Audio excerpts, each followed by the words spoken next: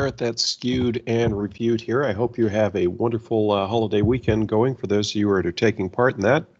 We've just completed the last of the playoff games, and, Saints fans, I understand you've got reason to be upset, but football fans who didn't have a rooting interest in either of the games, you got to be excited with the fact that both of them went to overtime. Both of them were won by the road team.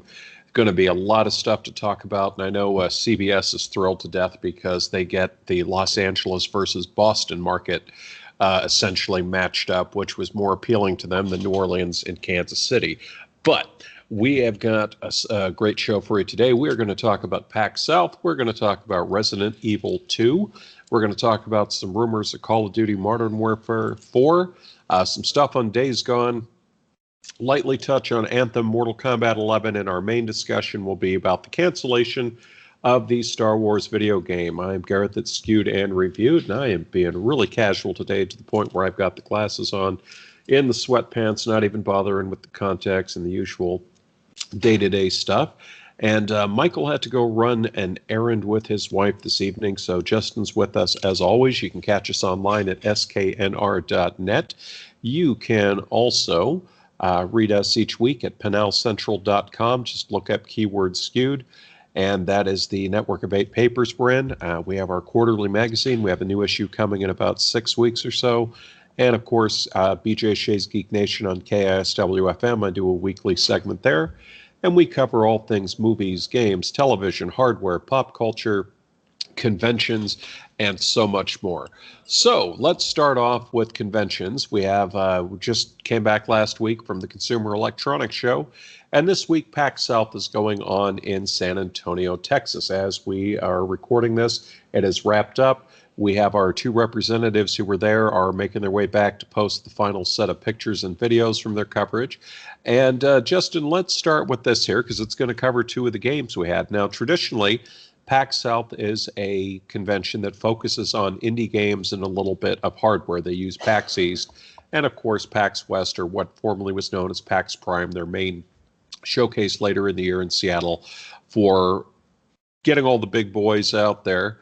But this time out, we had Sony on hand with Resident Evil. Sony on hand showing off Days Gone. You had Capcom on hand with Resident Evil 2, and you also had Microsoft showing Crackdown 3. So you're seeing a little bit of transition. I think a big part of this was the fact that Resident Evil 2 is coming out, and we've talked about Sony's situation before. They announced they're not going to be at E3.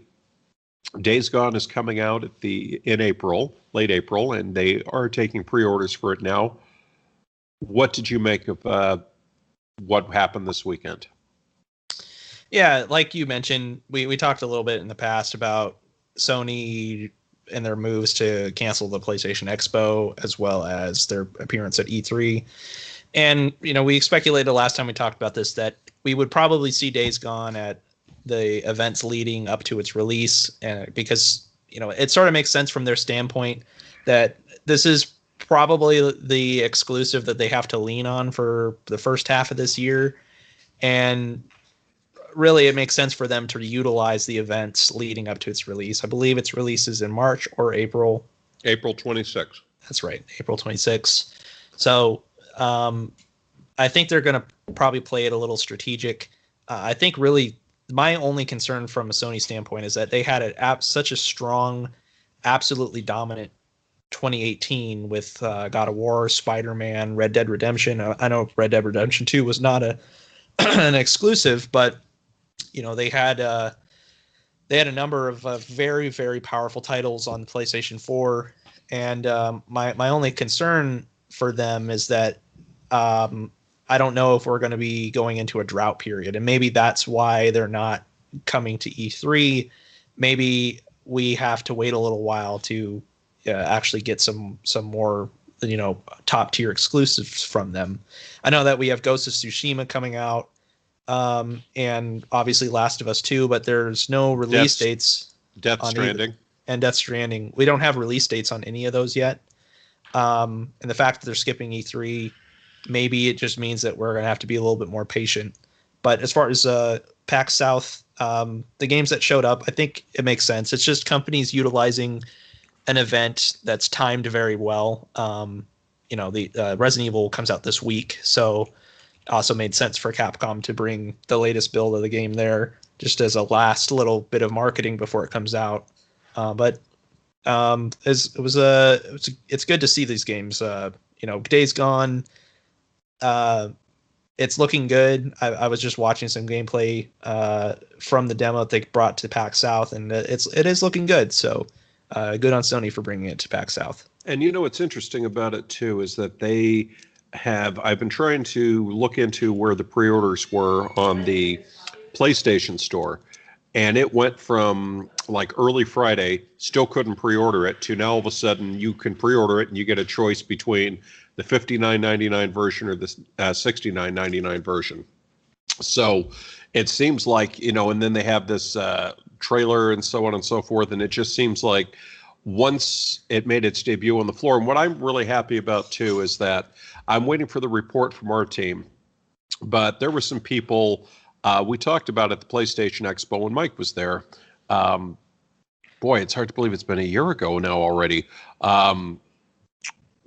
Maybe some mixed responses to it, I think, to be fair. And then there were more delays from when it was anticipated. And now we're hearing nothing but good things so far from the early reviews from people who played it at PAX South. So really intrigued about that. Now, Resident Evil 2. Played around with the demo today. The video is up on our YouTube page. Just look up Skewed and Reviewed or Gareth von Kallenbach. Skewed and Reviewed is usually easier to find it. What's your take on this, Justin? Capcom's been pushing this very heavily. They had I think, extremely successful prior installment in the series. And now they're going the route of remastering one. And what's your take? Do you think, are you, what would you be more excited for? Another entry in the series, or are you okay with a remastered title? I'm actually this is one of the games I'm most looking forward to this year. I am an absolutely huge Resident Evil fan. I grew up with these games. Resident Evil 2 and Resident Evil 3 are two of my favorite games from, growing up. They were, when they came out, I mean, it's really, really tough to go back and play those games now because of the tank controls. It's nearly impossible. I mean, at the time, it's like it actually added to the survival horror element because, when you're sort of out of control of your character, it adds to the tension, but it adds to the tension more of a negative way because maybe you're frantically trying to get out of a situation and you're struggling to because of the controls. But that being said, I'm absolutely okay with them taking this move for their older games because it's not really necessarily a remaster. It is taking, the story and the characters and setting of the old Resident Evil 2 and adapting it to a completely different combat system, completely different, completely new retelling of it. A lot of it is expanded upon. From my knowledge, I'm actually trying to sort of stay away from. I did not play the demo. I pre-ordered the game back in August, so I absolutely knew I was going to play it. I've been looking forward to it ever since I saw the first trailers. So I've been trying to stay away from a lot of the marketing stuff, so I can come into it, with a clean, perspective on it. But that being said, from what I do know about it, it's definitely expanded upon from the original. It's not a scene for scene remake. There's a lot that's going to be different. There's a lot that's going to be new and expanded upon. It's almost like an entirely new game. And adding in the over the shoulder combat system that Resident Evil 4 popularized, it's really going to breathe new life into this series. And I think they have a real opportunity here, if it's successful, to go back and maybe do Resident Evil 3, maybe Resident Evil Code Veronica. I think there's opportunities there to kind of go back and retell these events in a more modern way. And even if you've experienced those games in the past, you're going to experience them in a new way that's meets the standards that we kind of expect in modern gaming. And really, like, after, I wasn't a huge fan of Resident Evil 6, but Resident Evil 7 was such a slam dunk. they really went back to their roots and made an absolutely fantastic title that was really to the spirit of the series. Very good. So I have a lot of confidence in them right now, and really Capcom in general I think has been pretty good in the last couple of years. So I'm looking forward to this game, and if it's successful, if they can do any of the other titles as well. Yeah, and that's definitely something to keep an eye out for. Keeping in the mode of horror, we had the announcement of Layers of Fear 2 at PAX South, and I thought that was very interesting because normally not a show where major announcements were made. They even have a trailer narrated by the Candyman himself, Tony Todd. These are the folks who were behind the very successful Friday the 13th game that came out recently, so really curious about that. Now, switching gears, we had a couple trailers come out this week. We had Anthem, which is looking better and better.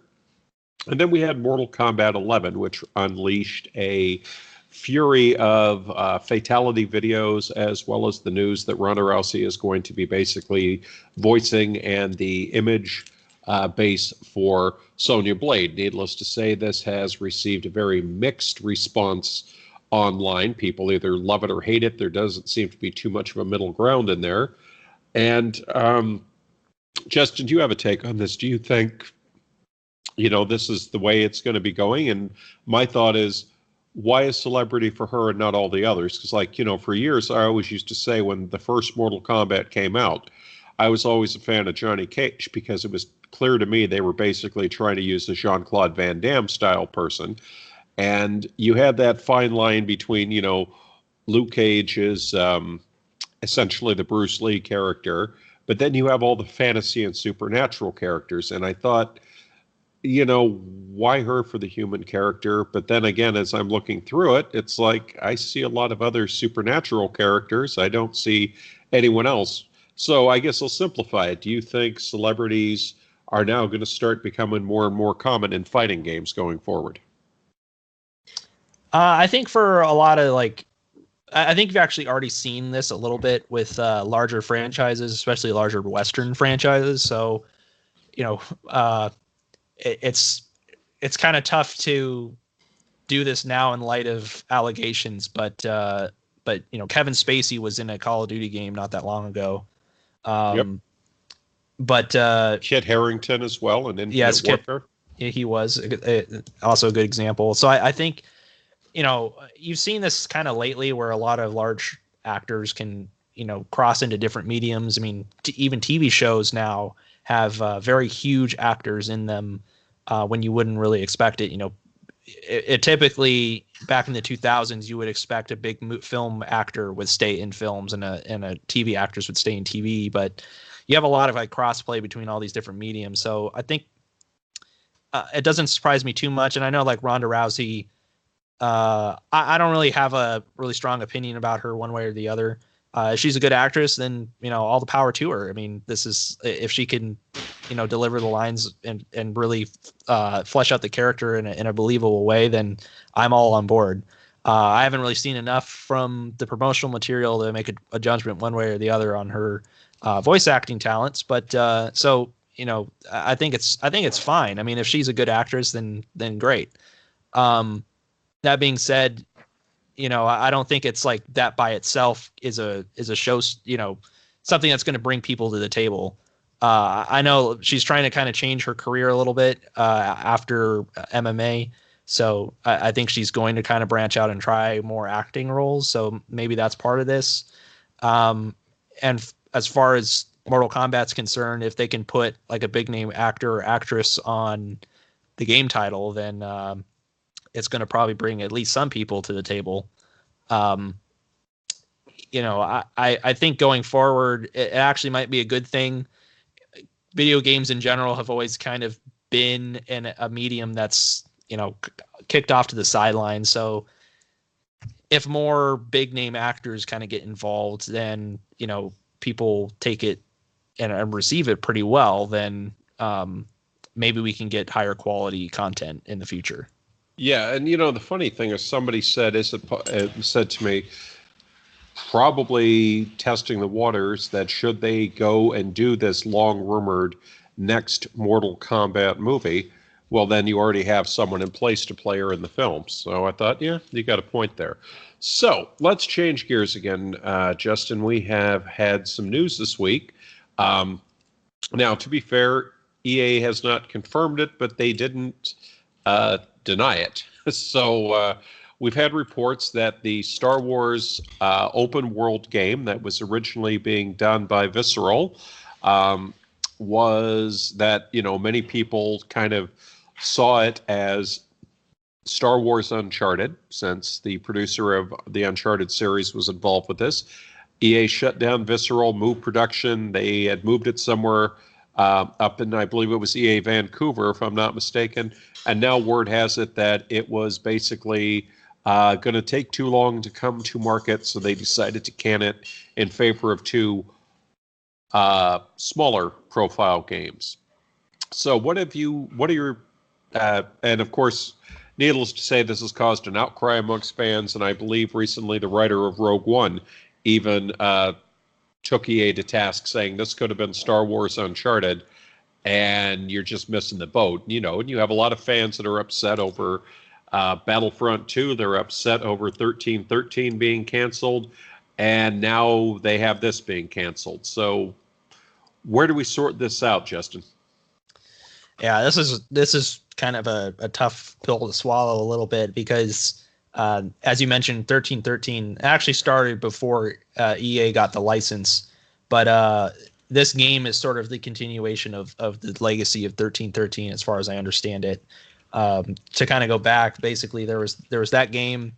They brought a trailer to E3 and it looked absolutely amazing. Exploring the underbellies of Coruscant kind of thing, like maybe you were playing as a bounty hunter.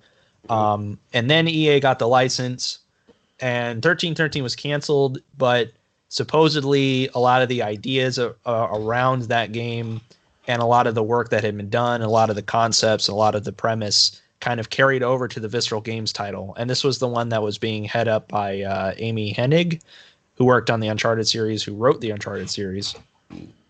So people were kind of expecting maybe like a third-person action game kind of vibe, like basically like Uncharted. Visceral obviously had a lot of experience with the Dead Space titles, and Amy Hennig with Uncharted. So people were kind of expecting a very high bar, high quality third-person action Star Wars single-player game. And sadly, last year that game was canceled. And supposedly some of the concerns, I mean, again, this is rumor. We don't know this for sure, but supposedly some of the concerns was that they wanted a more multiplayer-centric game. So the legacy of that title went over to this new studio in Vancouver to work on a more open-world Star Wars title. And sadly, now that one has been canceled. So we've kind of taken 3 iterations of the Star Wars 1313 kind of concept, and it has not come to market with 3 different studios. I think this is kind of indicative of a larger problem right now with EA as a company, and EA and Activision are both kind of struggling with the same thing a little bit, somewhat different, but at the same time they're both struggling to find a place for a lot of their titles.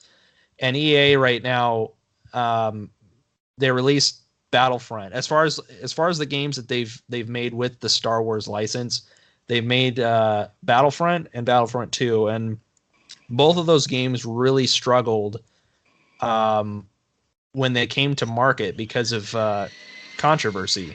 Yeah. So Battlefield didn't have enough content, and according to fans, since it didn't have a solo play campaign, and then Battlefield 2 was basically taken to task over the microtransactions.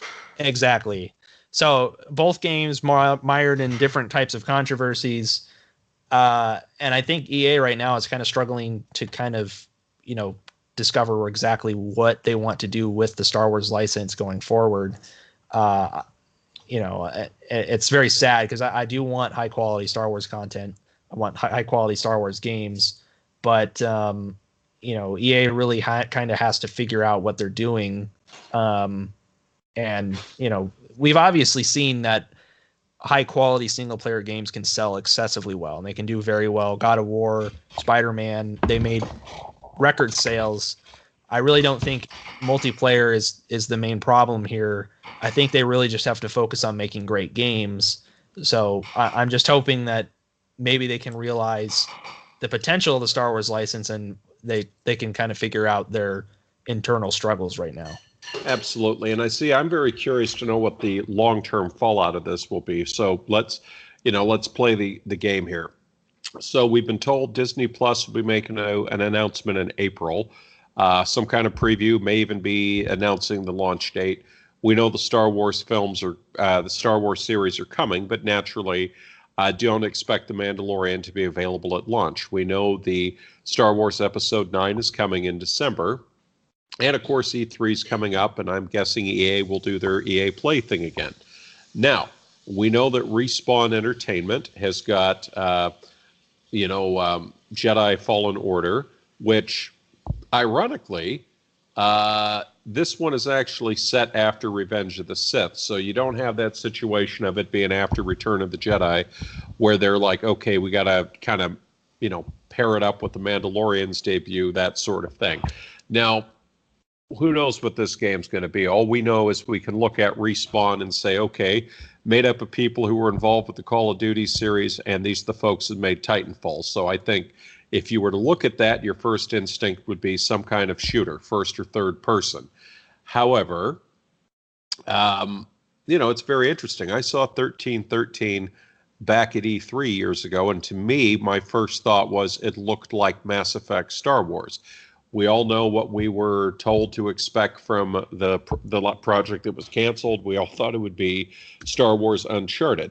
Now, what kind of concerns me is this whole notion of, instead of doing this one because it would take too long, we have to get 2 smaller games. Now, you could play all sorts of things with this. Like, is Disney sitting here in the aftermath of Solo saying, we need a hit game and we need it fast, otherwise you guys, your license may be up for. I mean, who knows? We know it was supposedly a 10-year deal, but we don't know if there's all sorts of little loopholes in there that the games have to have a certain aggregate score, they have to sell a certain amount, they have to have a title out every, so often. You remember the old thing about the Fantastic Four back in the day, where they made a movie that had no intention of being released just so they could say, well, we made the movie and maintain the film rights for, an extended period of time.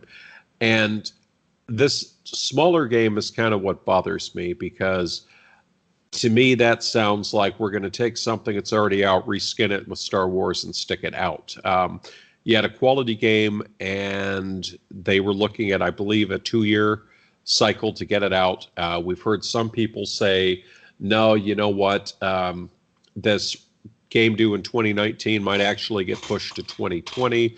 There are a lot of rumors, but then I heard one this morning, and it certainly got me thinking, where they said, well, I've been hearing that they're going to go take Dark Forces and remaster it and stick it out. So that might be their plan, is to go grab some of the old Star Wars games, give them a fresh coat of paint, and stick them out the door again. There you go, 2 games in the time it would take. And I thought about that, and I thought, okay, now let's think about this for a moment.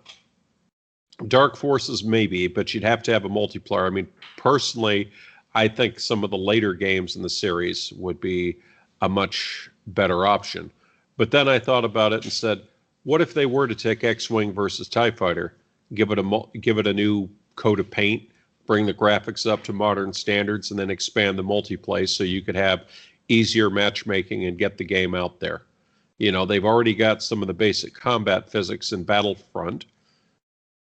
What would you think? Or do you think they're just going to go, there's a part of me saying maybe you could get away with that for 1 game, but not 2. I don't know if audiences would accept 2 remasters, but if you put out 1 game and then another, and then what would be a smaller game then, Justin? Would it be something console specific, or do you think they have to continue with cross-platform? It really makes you wonder, doesn't it? Yeah, I mean, as far as a smaller title, I'm not really 100% sure.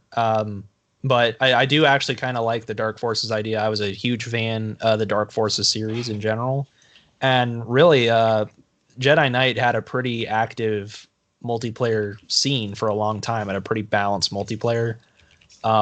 So that could kind of fill that vacuum that they're maybe looking for. That being said, just a remaster, I don't know if that's quite enough, but one idea that comes to my mind is maybe remaster some of the if not all, like the Dark Forces games, release them as one package to kind of test the waters for a game that kind of fits that mold. And then maybe going forward they can make a another title in the Dark Forces series, featuring Kyle Katarn, or maybe a retelling of, a la Resident Evil 2, a retelling of the Dark Forces events, with the new lore.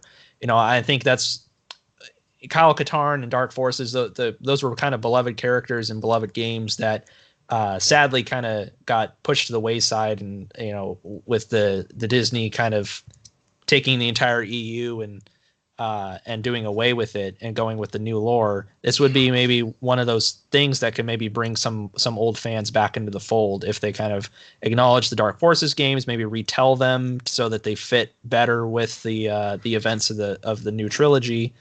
Maybe bring Kyle Katarn back and do a full-fledged Dark Forces game. I mean, if you really think about it, Dark Forces and like the Jedi Knight and the Jedi Academy games, they were a quasi, half third person action, half first person action game. There was, shooting mechanics, the first person shooting mechanics, and there was also when you took out your lightsaber, it would switch to third person, and then now you were in a lightsaber combat game.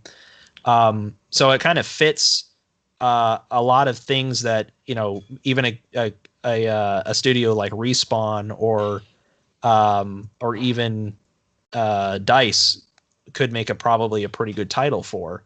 So maybe that is an opportunity for them to kind of explore Jedi Knight and Dark Forces in general. Yeah, and that's the thing that I keep thinking about is if you are going to make a game in a hurry, there are two things that you can do. You either make an expansion to something that's already out, you make a smaller scale game where maybe it's not as long, maybe it's for a mobile platform, or, and of course this is usually the easiest one, you take something where the engine's already out and the engine's already ready to go. So, off the top of my head, I'd say, well, you're looking at something on the Frostbite engine then. So that means another first-person shooter or something like that. But at the same time, I think the fact that there's been this mistrust over the first two titles, there's skepticism after this game being canceled, and then the fact that it appears that whatever is coming is going to be rushed, I think a lot of people are going to take a wait-and-see attitude. And I definitely wonder, at some point, when does Disney perhaps step in and say, look, we need to have a more clear-cut, path for these games here. Now, it does seem very clear that I think Disney is kind of more interested in the casual game market for the mobile platform. I think it was abundant from the start when they sold off LucasArts and decided to license out the games, that they really weren't interested in going into the complexities of upper end AAA title game producing.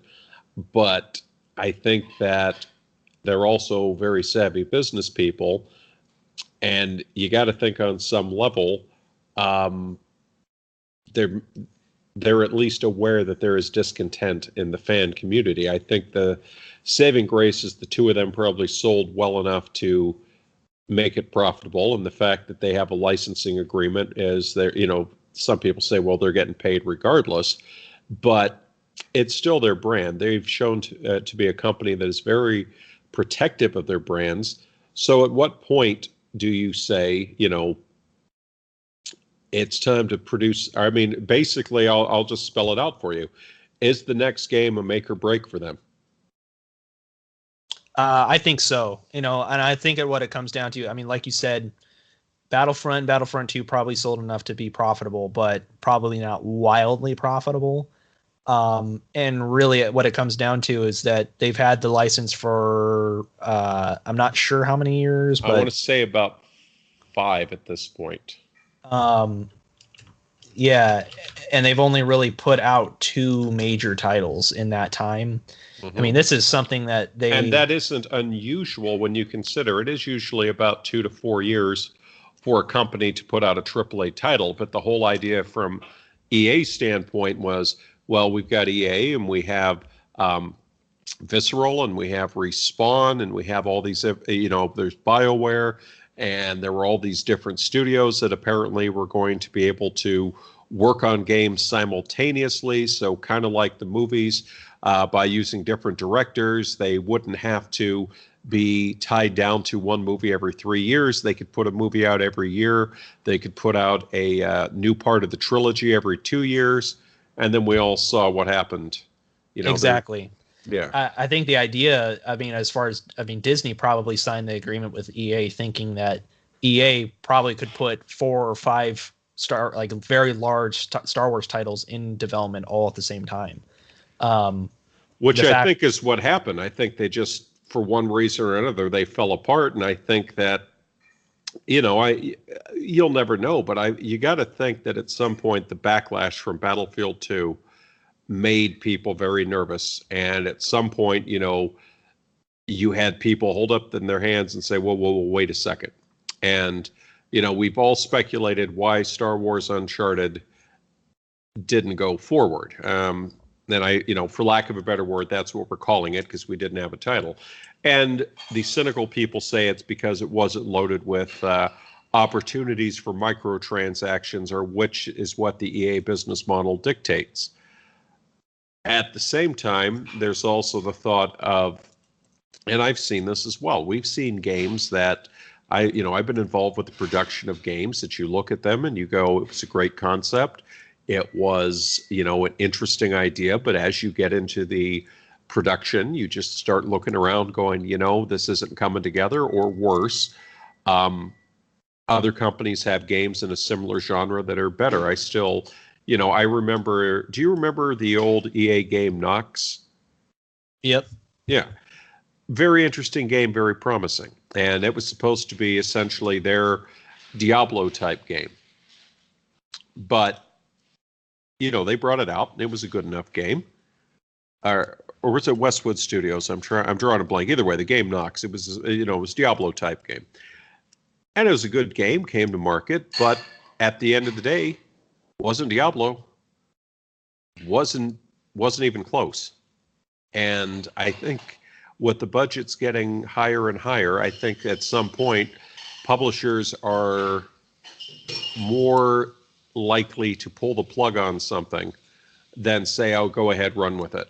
Let's take our chances, because the pressure is there. I mean, let's go back to Alien Isolation. 2 million copies was considered a disappointment, even though the game received rave reviews. Yeah. So, and that's the problem, because they won't come out and say where these budgets are, but look at Destiny. Look at what did we hear, that there was something like $100 million committed to the next 10 years of Destiny games? That should give you an idea where the money is in these kind of things. And some people say, well, $100 million, you can't even do you can't even, that's half of a Star Wars movie right now. And then some, not even half of a Star Wars movie, and not even close. But at the same time, what is your audience for a Star Wars movie? Well, you have, I think it's safe to say, at least a couple billion people worldwide, potentially, to reach. Whereas, what's your audience for a video game? 20 million, 30, 40 million? And then of those, how many of them are actually going to be interested in buying? So you have to be very cautious. Like I said, I came from the day where if a game sold 1 million copies, it was shut down the office, let's have a party. Nowadays, it's, only sold 1 million copies. So looking ahead to next week, I think it's going to be a little quieter. I think, with the shorter week for some people, it might be quieter. But then again, we thought that was going to happen last week, and they went and nailed us with multiple news bits. So it will be interesting to see where things go. Now, Justin, do you have anything else that you wanted to include before we wrap things up today? Nope, I think we just about covered it. All right. Well, folks, be very safe this week. Take care, and we will be back next week. And we will have, hopefully, Michael back in tow. We will have a expanded show for you, and we'll have all sorts of new things. Until then, take care, and you guys have a great week. Bye-bye now.